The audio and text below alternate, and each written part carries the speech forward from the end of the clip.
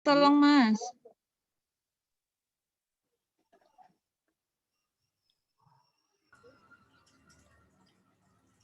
Oke, sudah ya Pak ya?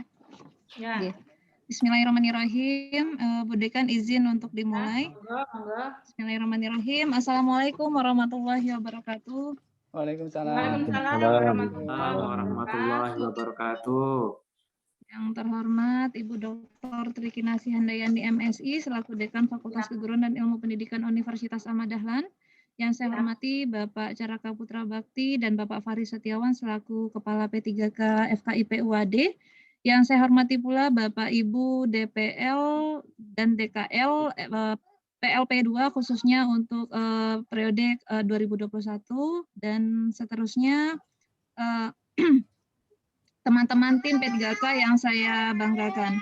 Alhamdulillahirrahmanirrahim, puji syukur kehadirat Allah Subhanahu wa Ta'ala atas rahmat dan karunia-Nya pada pagi hari ini kita dapat bertemu secara virtual untuk melakukan sosialisasi kegiatan atau pendampingan untuk DPL PLP2. Salawat beserta salam terlupa pula kita kirimkan kepada junjungan kita yakni Nabi besar Muhammad Shallallahu Alaihi Wasallam. Baik Bapak Ibu, mohon maaf ini ada suara di belakang untuk malah pas saya ngomong lagi masuk gini. Baik, untuk kegiatan kita hari ini Bapak Ibu semua nanti akan diawali oleh sambutan dan pembukaan dari Ibu Dekan. Selanjutnya nanti akan disampaikan sosialisasi atau pembekalan untuk para DPL dan DKL juga khususnya kepada yang akan disampaikan oleh Bapak Faris Setiawan. Selanjutnya akan ada tanya jawab dan diskusi untuk teknis kegiatan PLP2. Baik, sebelum ke acara ini Mbak dimulai, mari kita awali dulu dengan membaca Bismillahirrahmanirrahim. Bismillahirrahmanirrahim. Selanjutnya saya persilakan dengan hormat kepada Ibu Dr. Tri Kinasih Handayani untuk memberikan sambutan sekaligus membuka acara sosialisasi atau pembekalan terhadap DPL. Kepada Bu Dekan saya persilakan. Baik, terima kasih Bu Yosi. Anaknya dulu tuh nangis. Baik, bismillahirrahmanirrahim. Assalamualaikum warahmatullahi wabarakatuh. Waalaikumsalam warahmatullahi wabarakatuh. Alhamdulillahirabbil alamin. Assalatu wassalamu ala asrofil anbiya'i wal mursalin nabiyina Muhammadin wa ala alihi wa ashabi ajmain amma ba'du. Yang saya hormati Bapak Ibu Kaprodi Sekprodi, Bapak Ketua P3K juga Bapak Ibu DKL dan DPL dari FKIP dan FAI, juga yang saya hormati Pak Dekan FAI, mudah-mudahan rawuh Pak Dekan. Atau yang mewakili Pak Wakil Dekan? Atau yang mewakili Bapak Ibu Kaprodi dari PAI? Pak Farid? DPL ada Bu dari FAI, saya juga lupa tadi menyampaikan. Iya, Ada. dari FAI Iya. Adakah Bapak Ibu dari FAI sudah bergabung ke Zoom ini? Sudah, ini Bu ada Bu Uni kayaknya. Ada juga. Bu, sudah. Alhamdulillah, Pak. Oh, matur nuwun, matur nuwun. Pak Kaprodi adakah? Belum join kayaknya Bu. Belum join. Pak Dekan, Pak Wadek? Belum join nggih. Ya udah pokoknya ada diwakili dari PAI ya, Bapak Ibu dari PAI dan bisa mewakili dari Fakultas Agama Islam ya. Bapak Ibu semuanya yang hadir pada Zoom meeting kali ini, marilah senantiasa puji syukur kita panjatkan kehadirat Allah Subhanahu wa taala karena atas perkenannya kita masih diberi kesempatan untuk bertemu walaupun lewat virtual dalam rangka untuk rapat koordinasi pelaksanaan pengenalan lapangan persekolahan yang kedua tahun 2021 ini. Mudah-mudahan Bapak Ibu semuanya dalam keadaan sehat walafiat, tak kurang suatu apapun. Bapak Ibu yang saya hormati, untuk agenda PLP2 tahun 2021 ini kita akan menggunakan 118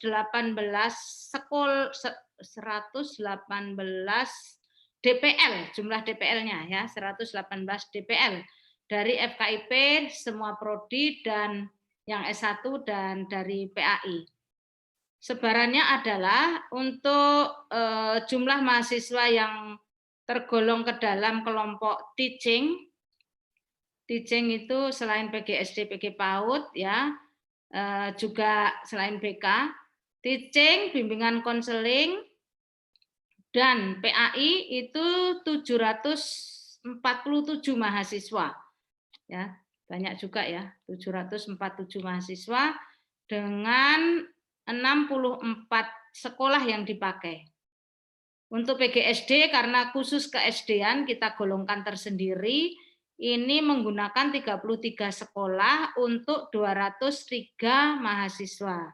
Sedangkan PAUD ini juga khusus SON, ini PAUD ini yang menggunakan 14 sekolah dengan 39 mahasiswa.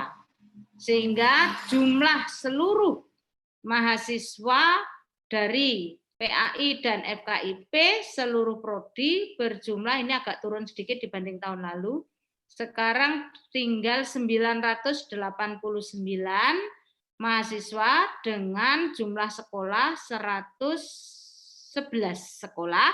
Jumlah DPL tadi sudah saya sebutkan 118 DPL ya dari FKIP dan FAI.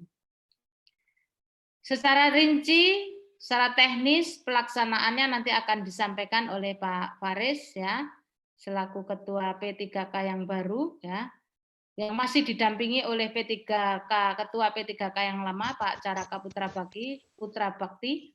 Jadi masih kolaborasi antara Pak Caraka dan Pak Faris ya, Pak Faris ya. Jadi terima kasih kepada Bapak Ibu DPL yang berkenan menjadi DPL untuk mengantarkan mahasiswa kita terjun ke sekolah walaupun dalam kondisi daring, dalam menggunakan daring ya, masih daring gitu. Jadi mudah-mudahan kegiatannya bisa kita laksanakan dengan sukses, dengan lancar, baik dosennya maupun mahasiswanya maupun guru pamong di sekolah dan semua yang terlibat dalam PLP2 semuanya mudah-mudahan diberikan kesehatan sehingga bisa melaksanakan tugas-tugas yang diamanahkan kepada kita semua dengan sukses dan lancar. Teknis pelaksanaan mulai kapan, kemudian berakhir kapan, serta tagihan-tagihan yang harus diselesaikan, harus dilaksanakan oleh mahasiswa nanti akan dijelaskan secara rinci oleh Pak Faris ya. Juga tambahan dari Pak Caraka mungkin ya. Jadi Bapak Ibu, sekali lagi kami haturkan terima kasih yang tak terhingga sudah berkenan menjadi dosen pembimbing lapangan PLP2 dari FAI dan FKIP untuk tahun 2021. Mudah-mudahan Bapak Ibu bisa melaksanakan dengan baik, dengan lancar, dengan sukses, tanpa halangan suatu apapun. Itu yang bisa saya sampaikan, mohon kerjasamanya, baik dengan fakultas maupun dengan sekolah-sekolah di mana berkenan untuk menerima mahasiswa kita untuk praktek pengenalan lapangan persekolahan 2. Untuk itu tiada lain kami mohon maaf bila ada hal-hal yang kurang berkenan. Itu saja yang bisa saya sampaikan. Nasrun minallah wa fathun qarib. Assalamualaikum warahmatullahi wabarakatuh. Waalaikumsalam warahmatullahi wabarakatuh. Terima kasih banyak Ibu untuk sambutan dan telah memberikan pengantar pada pagi hari ini. Baik, selanjutnya saya persilakan Bapak Faris Setiawan untuk menyampaikan sosialisasi terkait dengan pembekalan DPL. Pada Bapak Faris saya persilakan. Baik, terima kasih Bu Yosi atas waktu dan tempatnya sudah disediakan. Mohon izin Bu Dekan dalam menyampaikan untuk sosialisasi menika yang kami hormati Bu Dekan, Bu Dr. Tri Kinasian Dayani MSI selaku Dekan FKIP WAD, yang kami hormati Bapak Dekan FAI, mungkin barangkali dalam hal ini belum join, dalam proses join, dan Bapak Ibu Kaprodi Sekprodi di Fakultas Keguruan dan Ilmu Pendidikan maupun di FAI, Bapak Ibu DPL, Bapak Ibu tim pelaksana teknis PLP tahun 2021 dan Mas Bowo ya, tim teknis dari kegiatan PLP kita di tahun ini. Bapak Ibu mohon izin saya share screen untuk materi sosialisasi ini. Mohon izin untuk host Bu Yosi, untuk mengaktifkan Bu, menikah Bu untuk share screen-nya. Atau Mas Bowo, monggo. Sudah Pak Fahri, sudah. Maaf, Oh, terlewat itu kayaknya. Iya. Terima kasih Bu Yosi. Sudah nampak Niki? Belum. Bapak Ibu? Masih proses kayaknya Pak. Sudah. Oh sudah ya. Ada jaringan sepertinya. Jaringan. Iya. Terima kasih Pak Daryanto. Bapak Ibu, doa selalu tersirat kepada Bapak Ibu sekalian. Semoga Allah selalu memberikan kesehatan ke Bapak Ibu sekalian di pagi hari ini, dan kita selalu mendapatkan lindungan dari Allah dari pandemi COVID-19. Amin.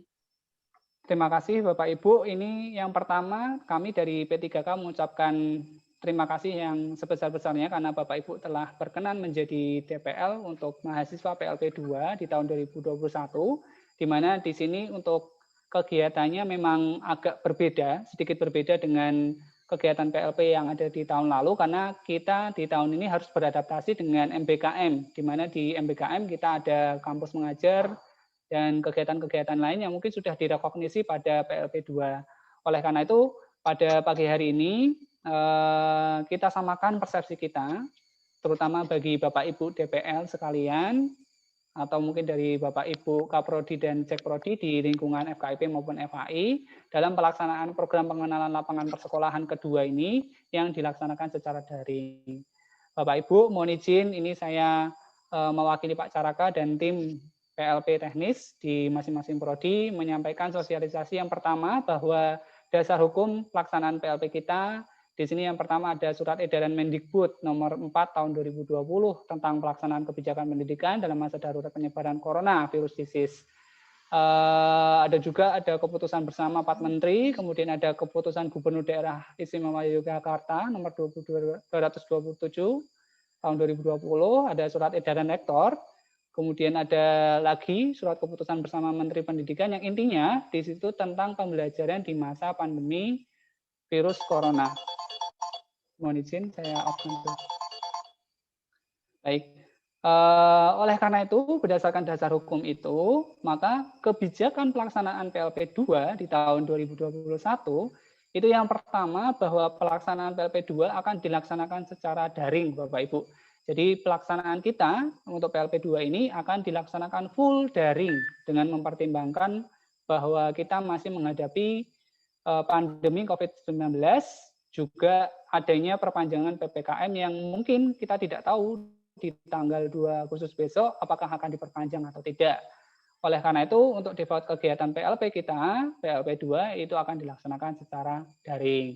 Kemudian yang kedua, Bapak Ibu, sekolah yang diperkenankan atau sekolah yang menginginkan bahwa mahasiswanya untuk ke sekolahan itu harus mengusulkan ke FKIP atau FAI untuk bisa menyurati atau mungkin minimal screenshot WhatsApp begitu agar diketahui oleh tim P3K sehingga tidak ada kondisi di mana di sini ada klaster baru. Oleh karena itu di sini mungkin barangkali beberapa sekolah mewajibkan mahasiswanya, ada yang minta untuk tes PCR dan seterusnya, ada yang minta tes antigen dan seterusnya, semuanya itu akan dibebankan ke mahasiswa untuk bisa tes sendiri. Tapi tentu saja kalaupun tidak diminta, karena ini kan request ya Bapak Ibu ya, bukan kita yang meminta, tapi sekolah yang meminta, maka tentu saja harus mematuhi ketentuan disiplin protokol kesehatan. Jadi harus prokes COVID-19, baik ada di lingkungan UAD maupun di lingkungan sekolah. Kemudian yang ketiga, ketika mahasiswa itu diizinkan datang ke sekolah, maka harus ada tes swab dan itu pun akan berlaku jika tidak dalam kondisi PPKM darurat, karena kita tidak tahu kadang sekolah. Jadi kadang ada beberapa sekolah yang minta agar PLP itu bisa dilaksanakan di sekolahan begitu, sehingga harus mewajibkan adanya tes antigen dan PCR. Nah itu mungkin nanti bisa dikonsultasikan atau kita rembuk bersama kalau memang bisa gunakan yang murah ya, ada Genos dan seterusnya. Tapi kalau memang harus memungkinkan PCR dan seterusnya, mungkin nanti bisa dikonsultasikan ke sekolahan. Dan itu nanti bisa komunikasi antara DKL dengan tim P3K. Begitu. Kemudian yang keempat adalah penyerahan dan penarikan DPL dilakukan secara daring. Jadi kita tidak ada penarikan dan penyerahan mahasiswa luring, Bapak Ibu. Jadi masih sama konsepnya seperti tahun lalu, di mana untuk PLP2 ini kita lakukan secara full daring, baik itu dari kegiatannya sampai ke penyerahan dan penarikan mahasiswa. Penarikan mahasiswa atau DPL, Pak Faris? Penarikan mahasiswa, Pak Tarom. Kok DPL ini? Oke, maksudnya dilaksanakan oleh DPL secara daring. Begitu, Pak Tarom? Oke, mungkin salah ketik itu, nggih. Baik, yang selanjutnya Bapak Ibu melihat data mahasiswa sekarang, maka bisa dilihat di sini ada KRS PLP2 di mana totalnya jumlahnya adalah 1.460 di beberapa prodi ini, total 1, 2, 3, 4, 5, 6, 7, 8, 9, 10 karena kita bersamaan dengan PAI. Itu akan dilihat dengan pertimbangan bahwa mereka itu juga ambil kampus mengajar di angkatan 1 maupun di angkatan kedua. Di angkatan 1 kemarin sudah ada beberapa yang sudah selesai luarannya. Kemudian sebanyak 285 ini kita harus mengakui bahwa di sini untuk total banyaknya mahasiswa yang ikut di PLP2 kali ini, di tahun ini tentunya akan berkurang dengan adanya mahasiswa yang lolos di angkatan 1 dan angkatan 2. Mungkin kalau yang angkatan 2 baru pengumuman beberapa hari yang lalu Bapak Ibu, dan ini totalnya adalah 176. Jadi 1.460 ini dikurangi 285, dikurangi 176. Karena memang untuk kegiatan kampus mengajar, salah satunya rekognisinya adalah ke PLP2. Jadi jumlah mahasiswanya mungkin tidak sebanyak ini sesuai dengan yang ada di KRS. Oleh karena itu di sini bisa kita simpulkan Bapak Ibu, tadi juga sudah disampaikan oleh Bu Dekan, yang jauh untuk yang pertama bahwa jumlah mahasiswanya untuk teaching DK dan PAI itu totalnya adalah 747. 747 dengan banyaknya sekolah adalah 64. Kemudian dari PGSD ada 203 mahasiswa dengan jumlah banyak sekolah adalah 33. Kemudian untuk PAUD adalah 39 mahasiswa dengan jumlah sekolah adalah 14. Dari sini tadi setelah pengurangan dengan kampus mengajar 1 dan kampus mengajar 2, maka total mahasiswa yang mengikuti PLP2 di tahun ini, PLP2 reguler ya, Bapak Ibu, itu adalah 989 mahasiswa. Di mana total jumlah sekolahnya di sini adalah sekitar 111. Ini masih tentatif karena kemarin kami sudah melakukan sosialisasi ke sekolah dan tentu saja kami akan terus-menerus komunikasi dan koordinasi terkait dengan pelaksanaan PLP2 ini. Jadi untuk jumlah sekolah masih tentatif, tapi sekitar 111. Sedangkan untuk mahasiswa karena sudah pasti di KRS mereka ada 989. Oleh karena itu di sini tadi sudah disampaikan oleh Bu Dekan, maka kami butuh perpanjangan tangan dari P3K, dalam hal ini perpanjangan tangan dari Fakultas Keguruan dan Ilmu Pendidikan maupun FAI, melalui Bapak Ibu sekalian sebagai DPL untuk membimbing mahasiswa. Dan di sini kita tentukan ada 118 Bapak Ibu dosen yang akan terlibat. Hal ini dipertimbangkan berdasarkan hasil bimbingan yang sudah Bapak Ibu lakukan di PLP1. Jadi PLP2 ini adalah tindak lanjut ketika Bapak Ibu membimbing di PLP1. Mungkin sebelumnya Bapak Ibu sebagai pembimbing di PLP1, maka di tahun ini Bapak Ibu akan menjadi pembimbing di PLP2. Hal itu mempertimbangkan agar apa yang sudah diperoleh di PLP1 kemarin bisa dilanjutkan di PLP2 ini.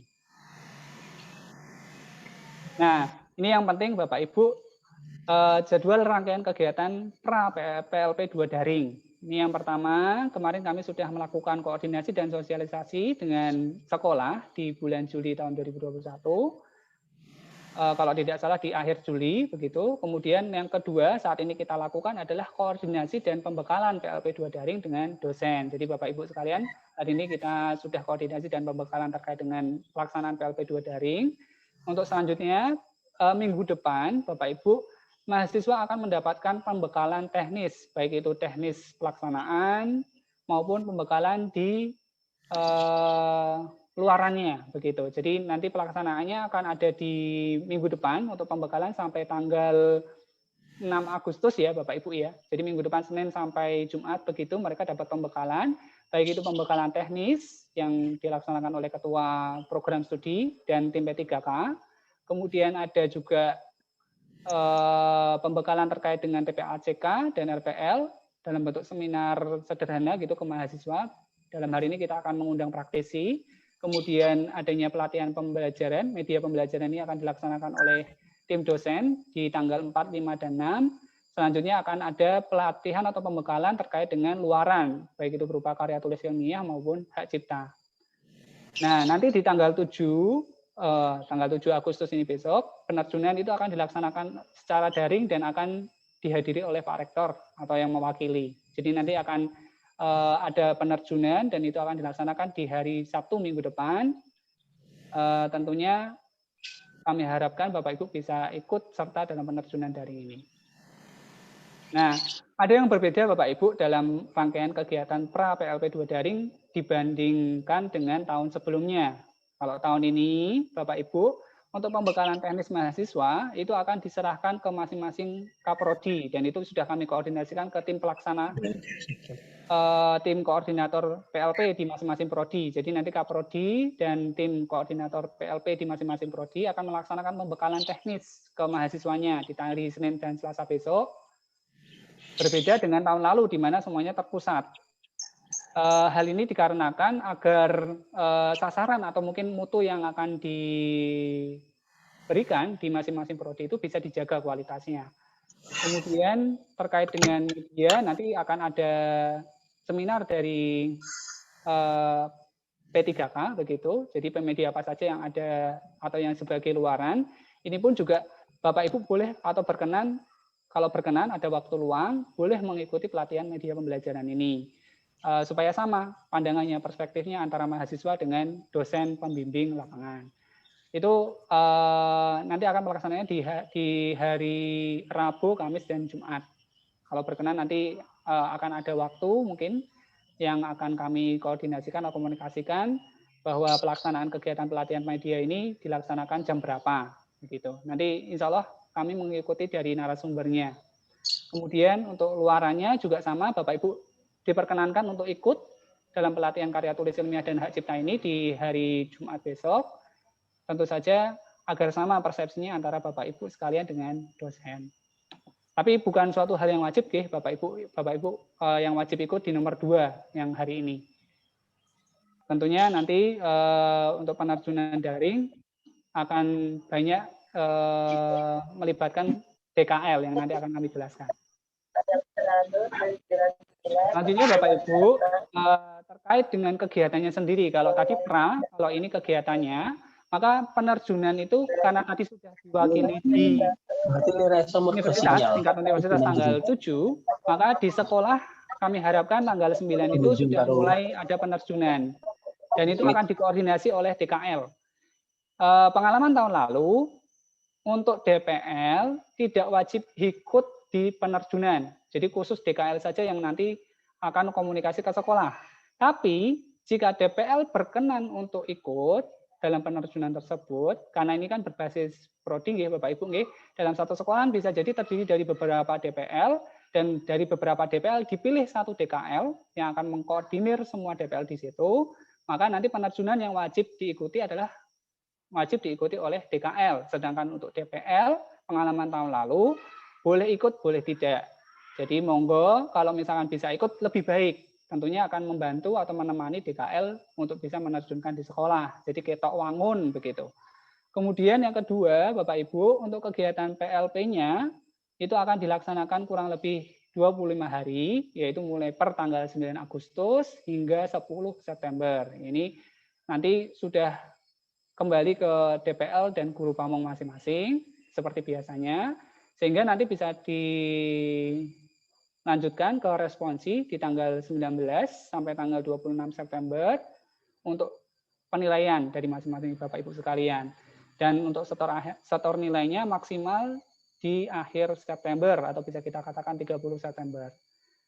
Sehingga nanti di awal Oktober sudah bisa yudisium, dan menentukan nilai dari PLP 2. Nah, Bapak Ibu, di sini nanti kita akan adakan seminar nasional kolokium artikel PLP mahasiswa yang mungkin akan direncanakan di tanggal 20 Oktober. Ini rencananya Bapak Ibu, jadi masih semoga nanti narasumber-narasumber yang sudah kami hubungi dari sekarang tidak berubah jadwalnya, karena kadang seperti ini harus menyesuaikan narasumber juga, menyesuaikan keadaan atau kondisi yang ada. Sementara kita agendakan untuk seminar nasional kolokium artikel PLP mahasiswa itu akan ada di bulan Oktober. Dan untuk itu nanti akan sistemnya seperti presentasi begitu dari luaran mahasiswa, terutama di artikel ilmiah. Nah, dari situ maka Bapak Ibu kita kembalikan lagi persepsi kita atau perspektif kita terkait dengan pelaksanaan PLP 2, di mana PLP 2 itu adalah integrasi antara magang lanjut dengan magang terapan, di mana magang lanjut itu merupakan telaah dari pengembangan perangkat pembelajaran, sedangkan magang terapan adalah asisten mengajar guru. Produknya tentu berbeda. Kalau magang lanjut itu berupa perangkat. Jadi dalam hal ini karena dia produknya perangkat, luarannya pastinya berupa laporan.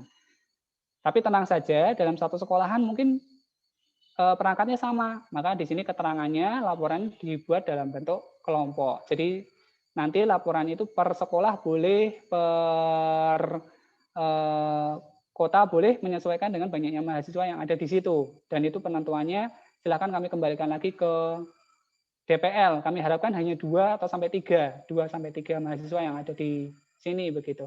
Jadi tidak banyak-banyak laporannya. Kalau bisa per sekolah lebih bagus. Jadi nanti kita bisa punya banyak perangkat sehingga bisa menambah wawasan bagi kita terkait dengan perangkat-perangkat apa saja yang sudah ada di lapangan. Begitu. Kemudian yang kedua adalah magang terapan. Nah, ini asisten mengajar guru ini adalah kegiatan yang merupakan tindak lanjut dari mata kuliah MKDK, di mana di situ mahasiswa diminta untuk praktik mengajar terbimbing, dan itu kita lakukan secara daring. Kalau bisa Bapak Ibu, karena di sini Bapak Ibu sebagai DPL, arahkan mahasiswa untuk berbeda pembelajarannya dibanding dengan guru yang ada di sekolah. Misalkan mahasiswa punya inovasi apa, terapkan di situ. Misalkan mahasiswa bisa media articulate storyline, maka kenalkan articulate storyline ke guru, atau mungkin barangkali guru hanya bisa di WhatsApp, mungkin kenalkan saja ke Google Classroom yang paling sederhana seperti itu. Jadi praktik-praktik ini yang mungkin nanti bisa menjadi suatu inovasi, dan inovasi itu bisa dijadikan bentuk artikel ilmiah berupa proceeding atau berupa media atau produk yang nanti bisa diciptakan. Jadi adanya inovasi tersebut luarannya berupa artikel yang bentuk inovasi itu, entah artikelnya berbentuk pengembangan produk, begitu pengembangan media, atau mungkin kajian terkait dengan kognitif siswa di sekolah dan seterusnya, atau bisa juga media yang dibuat selama mengajar begitu. Ini hampir sama dengan apa yang kami lakukan di rekognisi kampus mengajar, di mana mahasiswa juga membuat artikel ilmiah dan produk yang dihak ciptakan. Karena ini inovasi, Bapak Ibu tentu saja melekat pada individu. Maka di sini keterangannya bahwa untuk luaran yang kedua, tentu saja sifatnya adalah individual. Monggo ini nanti diserahkan ke Bapak Ibu DPL dan mahasiswa yang bersangkutan, mau ke arah artikel ilmiah berupa proceeding, maupun ke produk yang nanti bisa diciptakan. Penjelasan terkait luaran akan kami jelaskan berikutnya. Nah, Bapak Ibu, kita sebelum keluaran kita lihat dulu ke kegiatannya dulu. Di sini karena tadi asistensi mengajar, maka tentu saja punya tujuan agar mereka itu merasakan sebagai guru. Jadi penetapan jati diri. Karena di sini kita kan FKIP dan juga FPAI itu kan salah satu profil lulusannya adalah menjadi guru, maka dengan adanya asisten guru ini diharapkan semakin mantap menjadi guru di sana. Kemudian yang kedua, terkait dengan jangka waktu 25 hari itu, maka kami sarankan minimal pelaksanaan kegiatan mengajarnya itu adalah 4-5 kali mengajar. Jadi penyesuaian ya Bapak Ibu ya, boleh acuannya ke 4 kali atau sampai ke 5 kali mengajar, atau boleh ke KD. Jadi kalau misalkan kau mau ke KD, itu bisa ke 2 KD. Atau itu berarti boleh 4-5 kalinya, atau 2 KD-nya yang terpenuhi. Demikian juga untuk BK. Di BK ada 4 bidang BK yang harus terpenuhi di sana. Sedangkan untuk PGSD minimal 2 kelas rendah atau 2 kelas rendah dan 2 kelas tinggi. Jadi 2 kelas rendah dan 2 kelas tinggi. Sedangkan untuk PG PAUD itu adalah 5 sampai 6 KD. Kemudian dilanjutkan dengan asistensi guru sebanyak 4 kali mengajar. Jadi bisa sampai 5 sampai 6 KD atau acuannya adalah 4 kali mengajar. Selanjutnya masuk ke luaran Bapak Ibu. Di luaran, di sini media yang nanti mungkin bisa dihak ciptakan atau berpotensi hak cipta, bisa meliputi video, ini bebas, karya spesifiknya boleh sinematografi, atau mungkin ketika mahasiswa mengajar di sekolah, dipilih 1 kali mengajar, begitu yang paling bagus, mulai dari kegiatan awal, kegiatan inti, sampai kegiatan penutup. Kemudian divideokan, ada inovasi di sana. Kemudian ada audio juga boleh berupa podcast, begitu. Mereka ngajarnya pakai podcast. Kemudian juga boleh berupa PDF atau grafis, di mana di situ ada poster, ada LKPD, LKS, atau mungkin ada modul, bahkan mungkin berpotensi masuk ke buku ajar. Silahkan. Itu kreasi mahasiswa yang nanti akan dibimbing oleh Bapak Ibu sekalian. Nah, perlu kami ingatkan Bapak Ibu, dalam menghak ciptakan media yang digunakan saat PLP 2 daring ini, tentunya kami akan melibatkan sentra HKI, di mana kemarin kami sudah koordinasi ke sentra HKI bahwa untuk kuota mahasiswa hak cipta itu sudah habis, sehingga mahasiswa ketika akan meng-HKI-kan media atau produknya itu, maka harus diyakinkan bahwa mereka itu akan membayar mandiri, begitu. Jadi kembali ke mahasiswa masing-masing. Dan itu besarannya karena di UAD itu dialihkan ya, ada pengalihan ke UAD, maka di situ besarannya kurang lebih sekitar 200.000. Kalau memang mau langsung ke DJKI biasanya 400.000 dan seterusnya. Nanti bisa dilihat atau mungkin bisa dirujuk pada saat pembekalan terkait dengan luaran. Kemudian yang kedua Bapak Ibu, terkait dengan luaran ini, maka laporan tadi dibuat kelompok dan nanti akan diunggah ke e-print UAD seperti biasa. Dengan luaran hasilnya tadi untuk media tentu saja akan bersifat individu, bisa jadi ke artikel ilmiah yang nanti akan dipublikasikan ke proceeding dalam seminar yang kami rencanakan di bulan Oktober, atau hak cipta dari media yang sudah dibuat. Komponennya sama seperti tahun lalu Bapak Ibu, jadi ada pembekalan, ada nilai pembekalan bobotnya 20%, pelaksanaan 30% sendiri, laporan juga di sini hampir 30% sendiri, sedangkan luaran adalah 20%. Ini nanti Bapak Ibu akan berperan di laporan dan luaran untuk bisa menjaga kualitas dari laporan maupun luaran tersebut. Sharing saja Bapak Ibu, di pengalaman kami kemarin untuk rekognisi KM, kampus mengajar ke PLP 2, kebanyakan mahasiswa malah milih ke luaran berupa hak cipta ya Bapak Ibu. Jadi mereka malah lebih banyak milih ke hak cipta berupa produk pembelajaran yang sudah mereka buat, dengan pertimbangan bahwa mereka itu belum terbiasa buat artikel. Nah, ini kami kembalikan lagi ke Bapak Ibu sekalian. Monggo kalau misalkan bisa ke arah literasi untuk diarahkan ke artikel ilmiah pun juga kita tuntutannya tidak besar, ke jurnal itu tidak, hanya ke proceeding, dan proceedingnya itu pun juga sudah kita fasilitasi di bulan Oktober nanti. Tapi kalau memang mau ke cipta pun juga kita persilahkan, tentu saja dengan biaya mandiri atau biaya sendiri. Nah, di sini mungkin ada tugas kepala sekolah, nanti tentu saja kami harapkan pas penerjunan beliau bisa atau berkenan hadir, di mana beliau akan menerima penyerahan mahasiswa PLP, kemudian memberikan izin. Ini insya Allah untuk izin sudah kami komunikasikan, sudah kami sosialisasikan. Ketika ada kendala teknis, mungkin barangkali waktu itu kepala sekolah tidak bisa hadir atau belum tersampaikan, maka mungkin bisa komunikasikan ke kami, sehingga nanti DKL bisa membantu untuk komunikasi terkait dengan izin mahasiswa untuk melaksanakan PLP ke daring.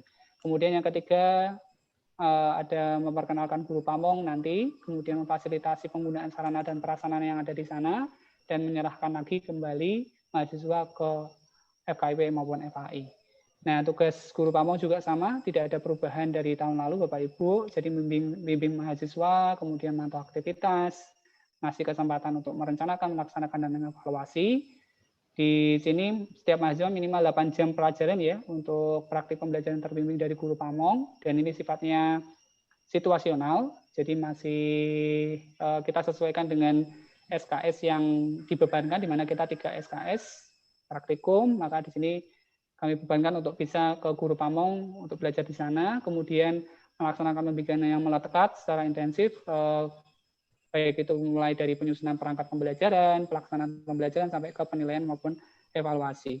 Kemudian memberikan penilaian, dan penilaian itu nanti akan menjadi pertimbangan Bapak Ibu sekalian untuk membuat nilai akhir, dan yang terakhir adalah memberikan teguran.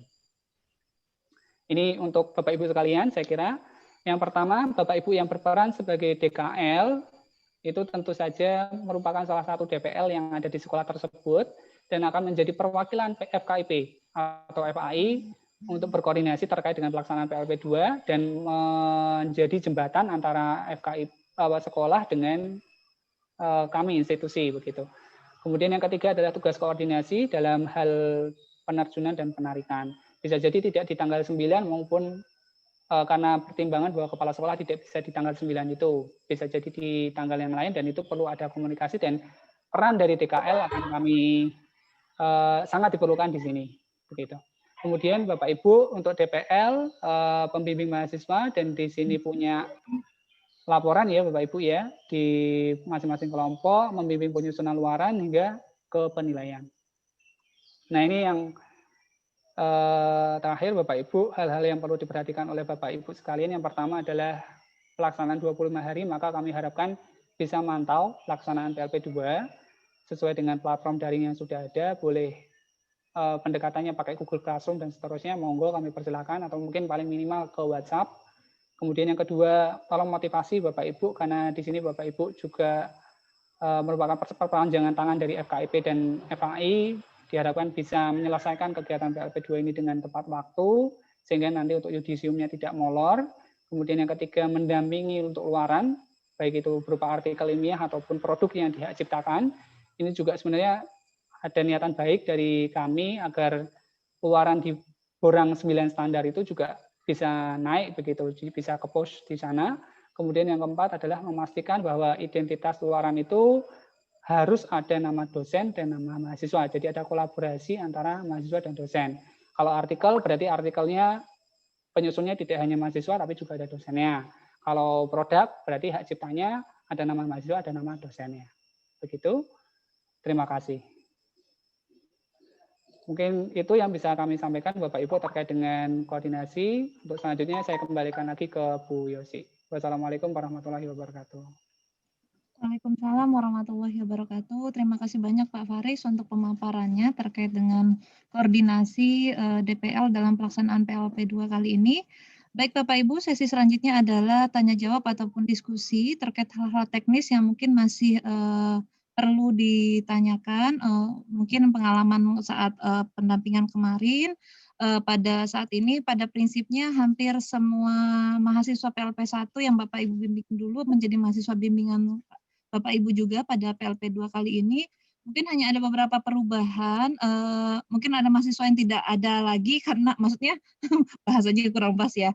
Artinya mungkin ada mahasiswa yang dulu didampingi sekarang ikut KM2, tapi itu tetap akan menjadi mahasiswa bimbingan Bapak Ibu semua untuk rekognisinya nanti. Jadi seperti itu ya Pak Faris, mungkin perlu saya tambahkan informasi terkait hal tersebut. Kemudian sekali lagi nanti mungkin tadi menegaskan saja yang disampaikan Pak Faris, bahwa kita juga ada namanya dosen koordinator lapangan. Ini dosen koordinator lapangan itu adalah dosen pembimbing lapangan yang ada di sekolah tersebut, namun bertugas untuk melakukan koordinasi dengan sekolah. Jadi nanti yang bertugas cukup hanya dosen koordinator lapangan saja. Mungkin itu tambahan pengantar dari saya. Sebelum saya buka tanya jawab, silakan Bapak Ibu yang hendak menyampaikan secara langsung atau via chatting, kami persilakan. Itu sudah ada yang di chat Bu Yosi, Pak Faris, dari Pak Saifuddin. Oh, baik, ini terima kasih pertanyaan Bu atau apa Yosi. ya? Kalau ada Pak Faris. Untuk luarannya mungkin ya Pak Fuad ya.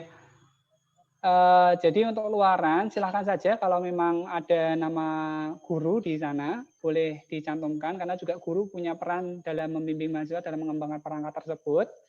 Jadi produk yang dia ciptakan boleh mencantumkan nama mahasiswa dan dosen saja ataupun dapat penambahan di guru. Demikian juga artikelnya karena di situ ada kontribusi guru di sana. Tapi tidak wajib ya Bapak Ibu ya. Monggo ini kami serahkan ke Bapak Ibu sekalian bergantung dari kondisi di masing-masing mahasiswa. Begitu Bu Yosi. Ya. Terima kasih Pak Faris. Silakan Bapak Ibu yang lain jika ada yang mau ditanyakan. Mungkin untuk informasi juga Bapak Ibu bagi yang terlambat bergabung nanti akan rekamannya akan kita share gitu ya Pak Faris ya. Biar mungkin informasinya nanti bisa disimak oleh semua DPL. Nih Pak Tarom. Pak Tarom. Iya seperti Pak Tarom sudah on suara. Silakan Pak. Waalaikumsalam warahmatullahi wabarakatuh.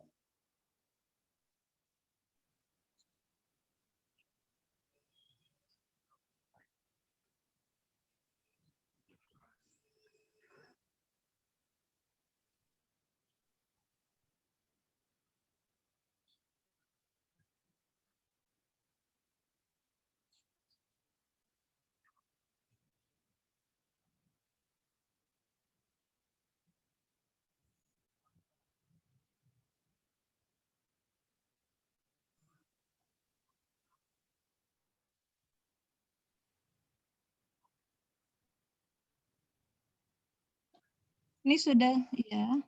Maaf Pak, akan saya share sebentar lagi Pak. Sudah siap linknya Bapak? Iya, iya.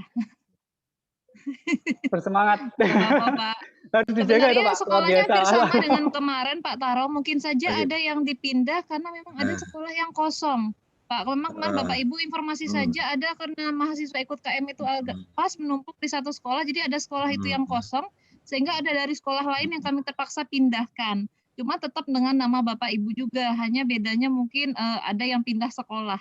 Begitu Pak. Nanti kami share setelah ini Pak. Oke, ya. Terima kasih. Pak Tarom, terima kasih atas semangatnya Pak. Ini mungkin bisa menginspirasi Bapak Ibu yang lain. Jadi gampangnya mungkin Pak Tarom akan membimbing mahasiswa PLP 1 kemarin, tapi akan dikurangi dengan mahasiswa KM 1 kalau memang mahasiswa tersebut sudah lolos di KM 1. Tapi kalau mahasiswa lolos di KM 2, maka Pak Tarom juga akan membimbing luaran di mahasiswa KM 2. Jadi beda pelaksanaannya. Kalau di list misalkan salah satu mungkin ada 2 atau 3 mahasiswa yang lolos di KM 2, maka Pak Tarom di sini berperan hanya membimbing di luarannya saja Pak, tidak sampai ke pelaksanaannya saja. Oh iya. Jadi di luaran saja. Kalau yang PLP reguler yang tidak ada kaitannya dengan KM, Pak Tarom akan membimbing dari awal sampai akhir luarannya. Menikah Pak Tarom mungkin kurang lebihnya seperti itu. Iya. Jadi kita belum tahu ya berapa mahasiswa yang lolos KM ya. Sudah ada listnya, tapi nanti sudah ada ya. Setelah ini Pak Tarom, insya Allah. Berarti mereka kan sudah melakukan PLP 2 juga itu ya, yang mereka yang KM itu ya, yang masih. Yang KM karena di sana ada langsung. DPL dari Kemdikbud, maka nanti untuk pelaksanaan akan dirujuk langsung ke DPL Kemdikbud. Tapi untuk luaran akan dengan Pak Tarom Pak, tetap Pak nanti. Begitu, tetap luaran tetap ya. Oke, terima kasih. Oke, terima kasih. Sama-sama Pak Tarom. Ya.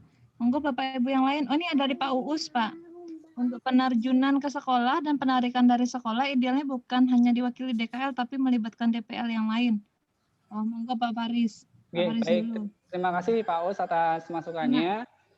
Memang Pak untuk idealnya seperti itu Pak. Dan kami harapkan juga Bapak Ibu tidak hanya DKL saja yang saat penerjunan, terutama saat penerjunan dan penarikan ya Bapak Ibu ya. Karena kan paling hanya menyempatkan 1 jam atau mungkin setengah jam saja untuk penerjunan tersebut. Jadi kami harapkan Bapak Ibu DPL bisa ikut di penarikan dan penerjunan tersebut. Tapi ini bukan menjadi suatu yang wajib Bapak Ibu, karena kami tahu sendiri bahwa beberapa di antara Bapak Ibu sekalian juga disibukkan dengan aktivitas lain. Maka yang pokok tetap DKL, cuman DPL kami harapkan dengan sangat begitu ya ini ya, bahasanya. Sunnah mu'akkad ya Pak Tarom nggih, kalau seperti ini ya Pak. Iya. DKL-nya juga ya. Jadi nanti kan kita tahu ya DKL-nya siapa itu. Jadi soalnya tahun kemarin itu DKL-nya saya tahunya di akhir-akhir itu. Ya betul Pak Tarom. Kita tidak diberitahu. Iya. Awalnya terima kasih. Kalau gini Pak, menyarankan Monggo. bisa tidak itu pada saat penyerahan maupun penarikan itu kita ngikuti. Jadi gurunya dengan jimit.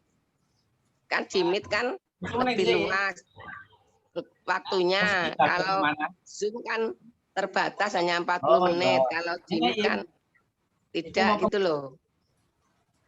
Oh, nggih, Bu Erni. Maksudnya platform yang digunakan ya, Bu Erni ya? Nggih, jadi kami ini yang sesama GPL ini bisa melihat, oh hari ini jam segini penerjunan. Mungkin dari mahasiswanya yang suruh buka mesti mau. Saya biasanya kalau ngajar kadang-kadang PJ-nya yang buka. Kali ini dosennya. Oke, Bu Erni. Baik, masukannya baik, Bu Erni, bagus sekali. Tadi kalau memang Zoom terbatas ya, Bu, ya, 30 menit, Ya. mungkin Bapak Ibu TKL bisa pakai Gemit begitu. Monggo, itu tentunya pasti akan menjadi suatu hal yang baik bagi kami, karena saya pengalaman sendiri kemarin waktu menjadi DKL juga beberapa DPL ikut, Bu. Jadi alhamdulillah bisa mengenalkan tidak hanya ke saya sendiri sebagai DKL, tapi juga ke DPL. Demikian juga dari sekolah, beberapa guru juga ikut dan dikenalkan, jadi bisa saling ketemu begitu. Maka mungkin bisa janjian antara DKL dan DPL untuk penerjunan, terutama penerjunan, karena kan pengenalan pertama itu kan di penerjunan, untuk bisa ikut begitu. Minimal ikut koordinasi waktu, kira-kira kapan bisanya. Makaten, Bu Erni?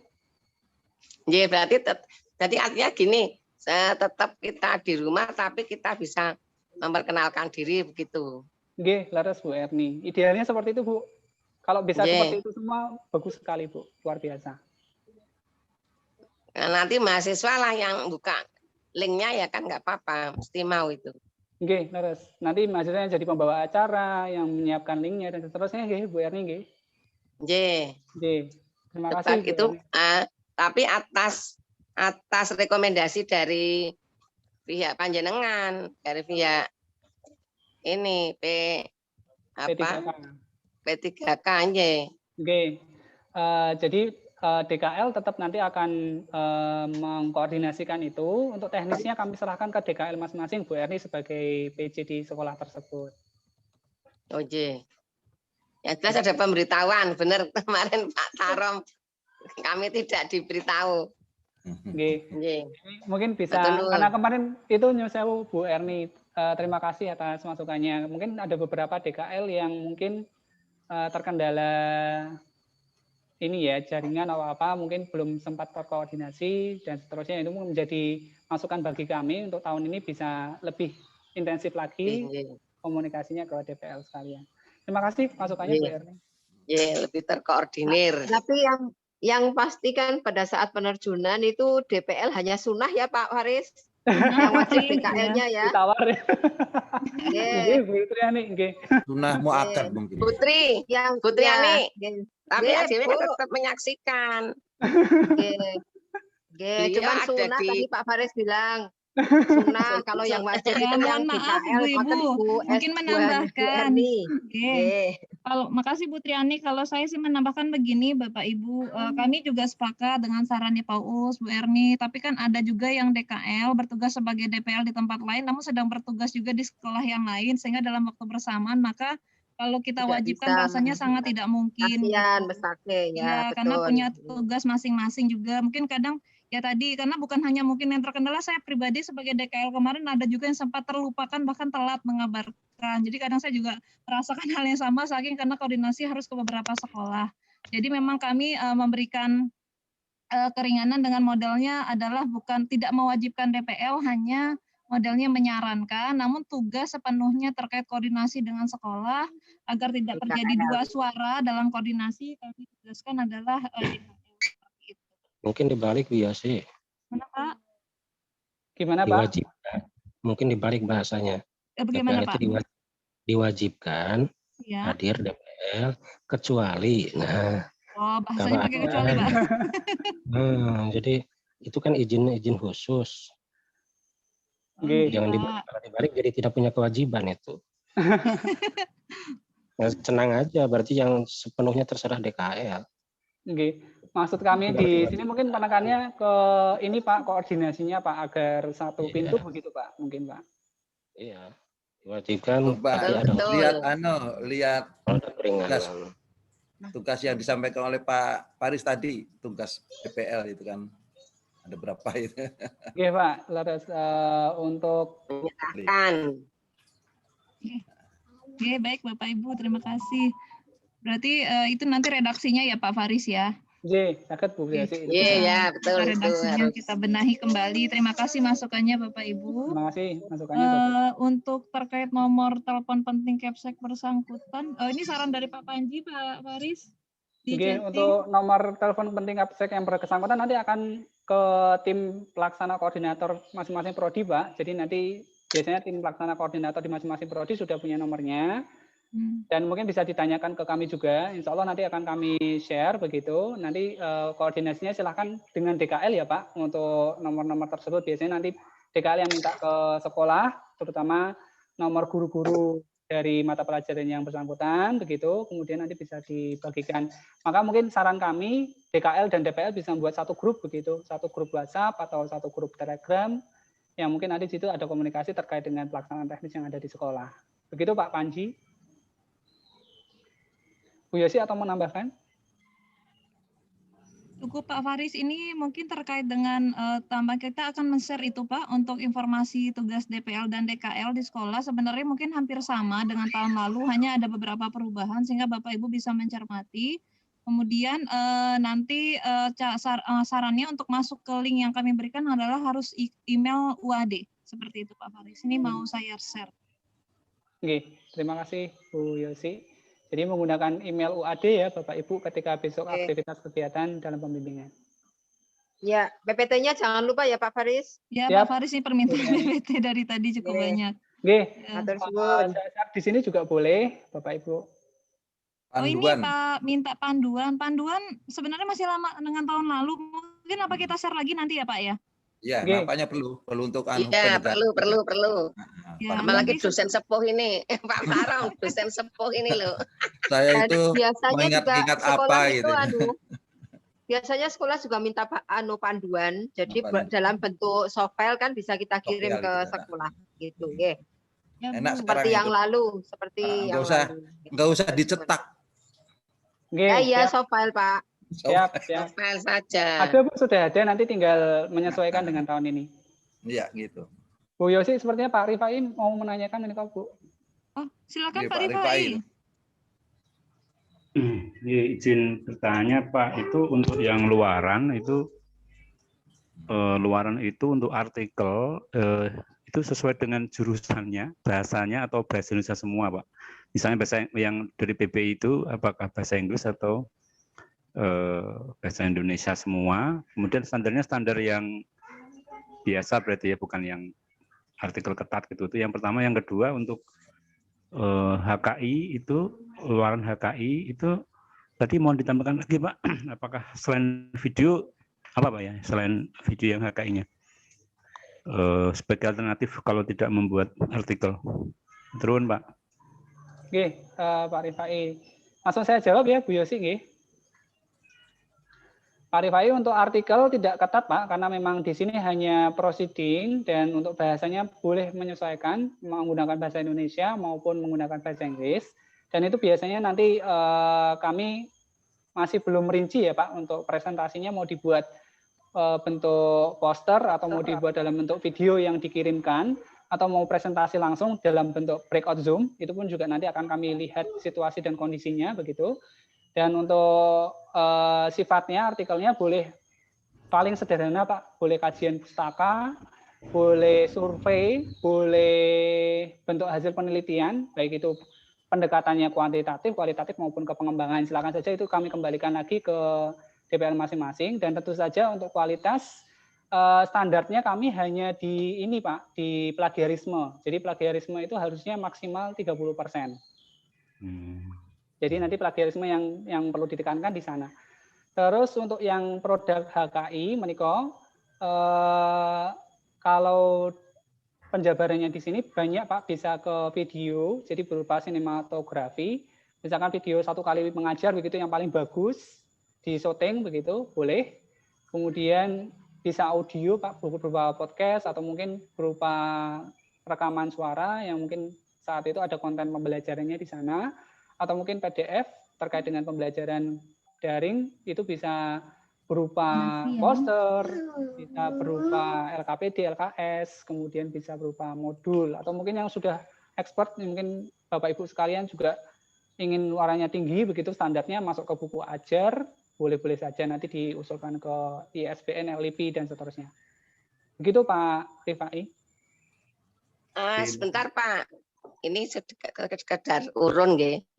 Kalau kita pengen tahu mahasiswa saat praktikum, artinya misalnya mengajar, kalau BK kan layanan, bisa tidak kami sebagai guru itu walaupun hanya 15 menit kita side in. Nah, mahasiswa walaupun itu mereka akan mengajar 1 jam JP ya, 50 menit atau 2 JP, tapi kami sudah set in dulu. Kami sudah betul-betul tahu, oh ya anakku ini lagi memberikan layanan. Nah, diberi misalnya jam. Oke, aku 15 menit aku mundur, nanti kita out dari situ. Ya, ini itu dengan daring kan bisa seperti itu. Ini bagaimana? Kira-kira disetujui tidak? Nah ini. Lalu nanti mahasiswa itu dengan rekamannya, mereka apakah rekaman itu harus seluruhnya diberikan dengan videonya itu atau kita tetapkan X menit gitu. Ini kira-kira bisa dipikir sampai ke sana tidak? Bukan kami curiga pada mahasiswa, tapi harapan kami dengan cara itu mahasiswa akan betul-betul menyiapkan diri.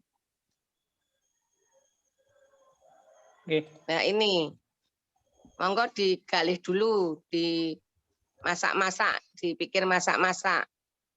Kira-kira bisa diterima enggak seperti itu? Nah tentu saja perlu koordinasi dengan DPL. Oh, misalnya jam anakku besok saya akan memberikan layanan konseling misalnya. Sebentar saja. Oh ya betul, dia sudah melakukan konseling sesuai prosedurnya bla bla bla. Kan kami enak menilainya itu tidak terus asal menilai, tapi dia betul-betul sudah melaksanakan begitu. Nah, untuk yang lain mungkin yang praktikum, yang artinya yang di sekolah harus mengajar praktikum atau mengajar langsung, ini kan anak-anak jadi lebih mantap akan dilihat oleh DPL. DPL juga lebih, oh ya anakku betul-betul mengajar. Monggo kita rembuk bareng. Oke, baik. Terima kasih Bu Ernim. Bu Yosi izin saya jawab langsung ya Bu ya? Silakan Pak. Oke, baik. Bu Erni, terima kasih masukannya Bu. Itu merupakan suatu hal yang ideal ya Bu ya. Jadi dosen DPL itu sit in benar-benar di 4 atau sampai 5 kali itu ada 1 kali mungkin ya Bu ya, minimal sit in di kelas atau mungkin di pembelajarannya.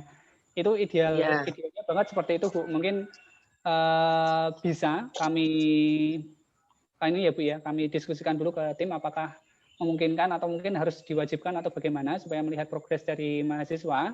Tapi yang selama ini kami lakukan itu acuannya adalah di luaran Bu Erni. Jadi kami hanya lihat di sisi luarannya saja. Jadi belum ke pelaksanaan. Kalau pelaksanaan kami masih memberikan kebebasan ke Bapak Ibu DPL sekalian dengan pertimbangan bahwa Bapak Ibu sekalian punya kesibukan masing-masing. Jadi mungkin ada yang hanya dengan melalui WhatsApp, ada yang mungkin melalui pesan suara, ada yang mungkin hanya melalui video call, ada yang mungkin sampai ideal seperti yang tadi disampaikan oleh Bu Erni, begitu sampai bisa sit in ke kelas dan menyaksikan mahasiswa itu melakukan pembelajaran atau melakukan asistensi mengajar.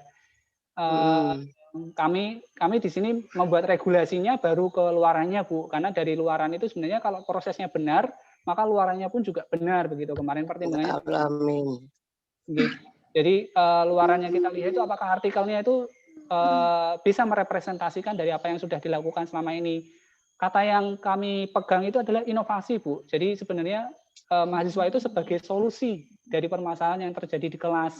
Makanya kami butuhkan kalau bisa mahasiswa itu sebagai solusinya itu adalah dengan membuat suatu inovasi, dan inovasinya itu tentu saja tetap dengan ini ya Bu ya, tetap bimbingan dengan DPL, kemudian mahasiswa juga sering latihan dan seterusnya, dan dari situ bisa dibuat tadi nyambung ke Pak Rifai, dibuat dalam artikel, entah itu mau pakai pendekatannya kualitatif begitu, mau ada pretest, ada post-test, mau ada pengembangan dari instrumen yang dikembangkan, atau mungkin yang sederhana karena proceeding ya Bu ya, standarnya boleh berupa kajian pustaka dari teori-teori yang sudah ada, kemudian juga bisa ke survei. Jadi monggo itu kami persilahkan, karena sampai saat ini yang kami buat regulasinya adalah di bagian luaran. Tapi itu bisa menjadi masukan bagi kami, Bu Erni, untuk kedepannya terkait dengan pelaksanaan mungkin bisa ada sit-in dari. Terima kasih masukannya, Bu Erni. Pak Faris, saya izin menambahkan sedikit. Kalau ini Pak,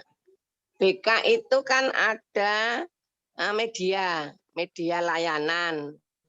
Itu menjadi salah satu karya mahasiswa, kira-kira bisa diterima atau tidak? Media layanannya bentuknya seperti apa ya Bu Erni ya? Nah nanti macam-macam, ada yang kalau ini sebenarnya pengembangan dari skripsi ya, media layanan itu bisa dalam bentuk benda, tapi mahasiswa menggunakannya itu yang di video itu pada saat memberikan layanan. Oh, okay. Media BK, jadi media BK itu sebenarnya banyak banget lah, nanti bagaimana inovasi dan kreativitas mahasiswa, media itu menjadi salah satu bagian dari layanan BK ini. Oke. Menanggapi Bu kira-kira bagaimana kalau di BK kan media BK penting banget begitu. Baik, Bu Erni menanggapi hal itu karena ini nanti kaitannya dengan proses hak cipta ya Bu ya. Beberapa produk itu kan kemarin saya sempat ikut workshopnya dari Bu Darmini, dan mungkin Pak Fatwa Tama juga pernah sharing begitu terkait dengan paten. Mungkin kalau produk-produk yang sudah langsung bisa diterapkan pada industri itu mungkin bisa diarahkan ke sana. Tapi kalau memang media itu berupa alat peraga dan seterusnya, mungkin bisa dirujuk dari konten-konten yang mungkin bisa dibuat. Jadi kemarin sepenangkapan saya, kalau memang memungkinkan mungkin bisa dibuatkan medianya, tapi juga ada buku panduan penggunaan medianya yang nanti mungkin bisa ada ciptanya. Jelas ada, itu ada jelas. Ada. Kebetulan saya membimbing mahasiswa, ada satu yang sudah dipatenkan. Nah ini maksud saya tidak hanya itu, tapi mahasiswa inovasi dan kreativitasnya menciptakan lagi. Semua media mesti ada cara penggunaannya itu. Kalau di BK loh nah ini. Bisa saja Bu, monggo silahkan saja Bu Erni menggunakan media itu kemudian dihak ciptakan. Tapi perlu ditekankan ya Bu, untuk hak cipta biaya mandiri. Terima kasih. Terima kasih Pak Faris. Baik Mbak. Izin bertanya Bu Yosi. Ini Bu Darmini. Oke, sebentar. Baik Bapak Ibu, saya sedikit menambahkan tadi masukan dari Bu Erni terkait dengan masukan yang sangat bagus ya, seperti Pak Faris tadi katakan ideal, tapi berhubung saya PJ juga di PLP2, mungkin masukan itu dapat kita tidak lanjuti karena sudah mepet sekali waktu penerjunan. Untuk kondisi seperti kali ini sepertinya kami tidak bisa tuliskan secara langsung, mungkin langsung kebijakan masing-masing DPL saja. Namun memang dalam penilaian itu DPL tidak menilai praktik, jadi tidak masalah Bapak Ibu kalaupun tidak hadir. Memang karena penilaian praktik kita tugaskan kepada guru di dalam penilaian instrumen. Tapi sekali lagi masukan Bu Erni sangat kami sangat berharga bagi kami untuk kedepannya. Mungkin nanti untuk ke depan perlu kami diskusikan lebih lanjut. Mungkinkah nanti ada bagian juga dosen menilai juga penampilan praktik sehingga hadir atau sit-in ketika anak mahasiswa mengajar. Mungkin seperti itu Pak Faris tanggapan saya, berhubung saya di PJ-kan di PLP 2 kali ini dan karena waktu kita yang juga sudah mepet, rasanya tidak mungkin untuk melakukan perubahan secara itu di dalam buku pedoman, karena instrumen yang dibuat pun sudah kita siapkan sebagaimana yang sudah disusun sebelumnya. Mungkin itu tanggapan tambahan dari saya, Pak Faris. Kemudian ini tadi Pak Fuad sudah dari tadi angkat tangan sepertinya. Tapi kok menghilang ya, Pak Fuad? Apakah jadi bertanya? Iya sih, saya 1-2 kalimat saja. Oh, baik Ibu. Silakan, Bu. Ya, silakan Ibu. Terima kasih. Mungkin titip pesan untuk Bapak Ibu yang sekalian HKI ya Bu, silakan. Sekalian HKI jawab untuk konten ini, mohon dicermati bahwa yang di HKI-kan kami akan melakukan seleksi juga tidak asal. Karena kadang mahasiswa itu asal, artinya dari sisi kelayakan itu sangat kurang. Oleh karena itu saya titip pesan untuk para mahasiswa yang nanti meng-HKI-kan itu, hak cipta Bu, jadi alat peraga, panduan, bla bla bla yang biasanya itu hanya acipta, tidak sampai paten. Kalau sampai paten nanti sampai 6 tahun bisa jadi. Jadi cukup hak cipta saja. Jadi beda hak cipta itu pencatatan, jadi di JKI itu hanya mencatat saja karya kita. Yang namanya nanti bentuknya adalah sertifikat pencatatan, jadi bukan paten. Titipnya itu adalah kontennya, kelayakan apakah ini layak dicatatkan, nanti dicatatkan itu atas nama UAD, jadi jangan asal saja. Kadang Bapak Ibu dosen sepertinya itu kurang mencermati, jadi nanti kontennya itu mungkin kalau P3K kewalahan lah kalau harus mengoreksi kontennya yang di HKI-kan. Tapi suatu saat nanti kalau misalnya sudah masuk ke kami dan kami menganggap tidak layak, saya kembalikan dan minta kemudian diberi bimbingan oleh DPF gitu. Terima kasih Pak Faris. Terima kasih Bu Darmini, ini langsung menjawab banyak, Bu Darmini. Ya. Terjawab ya Pak Faris. Bapak Ibu sekalian terkait dengan media. Terima kasih banyak Bu Darmini dari Sentra HKI. Terima kasih banyak Bu Darmini. Mohon maaf. Bertanya Bu Yosi dan Pak Faris. Pak Putriani saya Bu, jadi mau bertanya. Ya silakan. Itu kalau opini kan dosennya nggak harus masuk toh Bu Yosi, dan kalau opini. Ya, Pak. Iya Bu. Iya, hanya mahasiswanya saja ya yang masuk. Untuk opini kebetulan untuk PLP 2 kali ini Bu kita tidak masukkan sebagai pilihan Ibu. Tapi memang yang KM1 rekomendasi itu masih jadi pilihan Bu karena mengikuti yang lalu. Ya. Berarti ini enggak ya? Yang ini enggak. Sekarang tidak Bu, hanya 2 pilihannya HKI dan prosiding. Pilihannya HKI atau oke, terima kasih. HKI hanya prosiding saja Bu Triani. Dan untuk prosidingnya ini untuk pertanyaan Pak Panji, Pak. Oke, ini sekalian saya jawab, Bapak Ibu. Untuk prosidingnya kami sarankan ke UAD, Pak, biar nanti ramai begitu, Pak, untuk prosiding. Jadi seminarnya diikuti oleh banyak mahasiswa dan Bapak Ibu dosen. Terus ada presentasi di situ. Jadi kami harapkan bisa ke sana, bisa ke UAD. Itu ditanyakan juga apakah bayar itu Pak Faris? Kalau bayar atau tidak, ini harus lihat ke Mas Zufa dulu, Bapak Ibu. Kami harus tanya ke Mas Zufa, kami belum bisa menjawab itu. Kami upayakan untuk bisa gratis, semoga bisa gratis, Bapak Ibu sekalian. Amin, ya, matur suwun.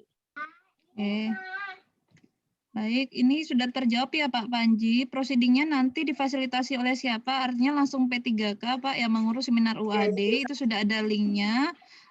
Dan nanti terkait dengan penulisan tentu dibimbing semuanya oleh DPL. Nanti nama DPL pun boleh ikut ya, boleh tertulis juga di artikel siswa. Tadi misalnya Pak Fuad juga mengatakan nama guru pun boleh asalkan berkontribusi sebenarnya dalam penulisan artikel itu tentu menjadi haknya ya untuk namanya ditulis seperti itu. Kalau untuk HKI tadi sudah disampaikan Bu Darmini, Pak Panji, ini saya tambahkan juga.